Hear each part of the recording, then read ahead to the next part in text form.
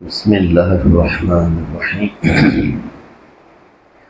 عن هشام بن حكيم بن حزام رضي الله تعالى عنه قال: مر بالشام على أناس وقد أقيموا في الشمس وصب على رؤوسهم الزيت فقال: ما هذا؟ قيل: يعذبون في الخراج.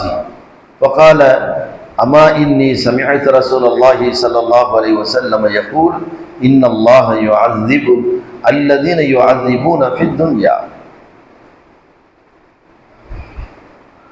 ஹக்கீம் இப்னு ஹிசாம் ரலியல்லாஹு தஆலா அன்ஹு அவர்கள் ஷாம் பகுதியில் இருக்கக்கூடிய ஒரு பிரதேசத்திற்கு அல்லது பலஸ்தீன் பகுதியில் உள்ள ஒரு இடத்தில் சில மக்களை பார்த்துவிட்டு கடந்து செல்கின்றார்கள். வக்து உகீமு ஃபி ஷம்சி, ஆனால் அந்த மக்கள் சூரியனிலே அதாவது அந்த பகல் நேரத்தில் உச்சி நேரத்திலே நிப்பாட்டப்பட்டிருக்கின்றார்கள். வசுப்ப அலா ருஊசிஹிம் அஸ்ஸைத், அவருடைய தலையில ஜெய்துன் என்ற எண்ணெயை ஊத்துகின்றார்கள். ஊத்திய நிலையில் நிப்பாட்டப்பட்டிருக்கின்றார்கள். இந்த ஒரு காட்சியை அவர்கள் பார்த்தவுடன் மஹாதா, இது என்ன, இது கோரமான காட்சியாக இருக்கின்றது என்று கேட்டுவிட்டு அதற்கு அங்கிருந்த மக்கள் பதில் சொன்னார்கள்: இவர்கள் ஜிஸியா வரி கொடுக்கவில்லை, அதனால் இவர்களுக்கு இந்த தண்டனை கொடுக்கப்பட்டிருக்கின்றது என்று சொன்னார்கள். அப்பொழுது அந்த சஹாபி அவர்கள் கூறினார்கள்: அம்மா, அறிந்து கொள்ளுங்கள், இன்னி சமிஅத ரசூலுல்லாஹி ஸல்லல்லாஹு அலைஹி வஸல்லம், ரசூல் ஸல்லல்லாஹு அலைஹி வஸல்லம் அவரிடத்தில் நான் சொல்ல கேட்டிருக்கின்றேன். அவர்கள் கூறினார்கள்: இன்னல்லாஹ யுஅذிபுல் லதீன யுஅذபூன ஃபித் துன்யா, உலகத்தில் யார் ஒருவர் தேவையில்லாமல் தண்டனையை கொடுக்கின்றார்களோ அவர்களுக்கு மறுமையிலே அல்லாஹ் தண்டனையை வழங்குவான் என்ற செய்தியை நபி அவர்கள் கூறியதை நான் கேட்டிருக்கின்றேன் அப்படிங்கிற செய்தியை சொல்கிறார்கள். இது முஸ்லிம்ல 5095வது செய்தியாக பதிவு செய்யப்பட்டிருக்கின்றது. இந்த செய்தியுடைய ஒரு நோக்கம் என்னவென்றால், இவர்கள் சிரியா என்ற அந்த பகுதி, பலஸ்தீன் பகுதியில் ஆட்சி செய்து கொண்டிருக்கின்றார்கள். அந்த ஆட்சி செய்து கொண்டிருக்கக்கூடிய அமீர் அவர் ஜிஸியா வரி வாங்கி கொண்டிருக்கின்றார். முஸ்லிம்களிடத்தில் ஜக்காத் வரி வாங்குவார்கள், முஸ்லிம் அல்லாஹ்விடத்திலே ஜிஸியா வரி. அது இந்தியாவிலும் அந்த நடைமுறையில் இருந்தது. அந்த வரியை வைத்துத்தான் அரசாங்கம் நடத்த முடியும். சரி, அந்த வரியை வாங்கி கொடுக்கக்கூடியவர்களிடத்தில் விவசாயிகளாக இருக்கக்கூடியவர்கள் சிலர்கள் தராமல் மறுத்து விட்டார்கள், கொடுக்கவில்லை. அவர்களுக்கு என்ன செய்கிறார் என்று சொன்னால், அங்கு இருக்கக்கூடிய அந்த அமீர் அவர் கட்டளையிட்டார், இந்த மாதிரி இவர்களுக்கெல்லாம் தலையில எண்ணெயை ஊத்தி, ஜெய்துன் எண்ணெயை ஊத்தி வெயில நிப்பாட்டுங்க அப்படின்னு.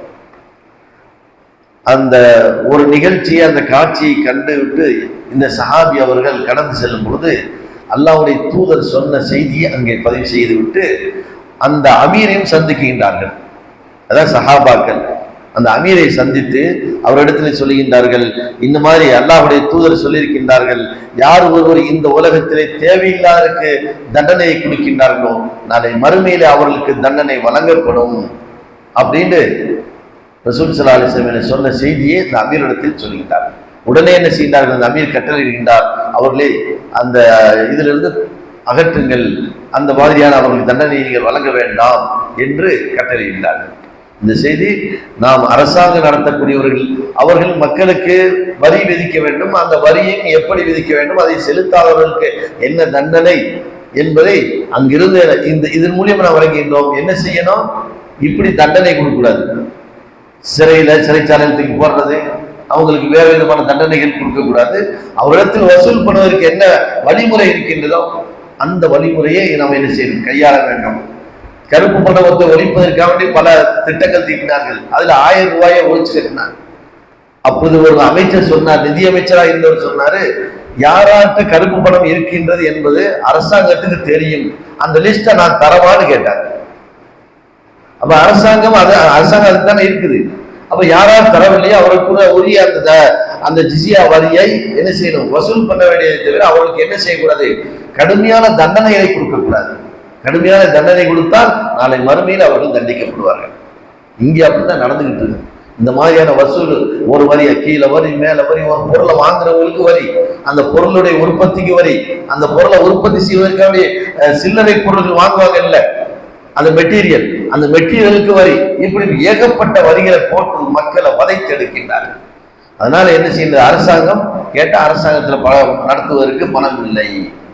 ஆக அரசை எப்படி நடத்த வேண்டும் என்பது இஸ்லாமிய சட்டம் மிக தெளிவாக சொல்லி தருகின்றது.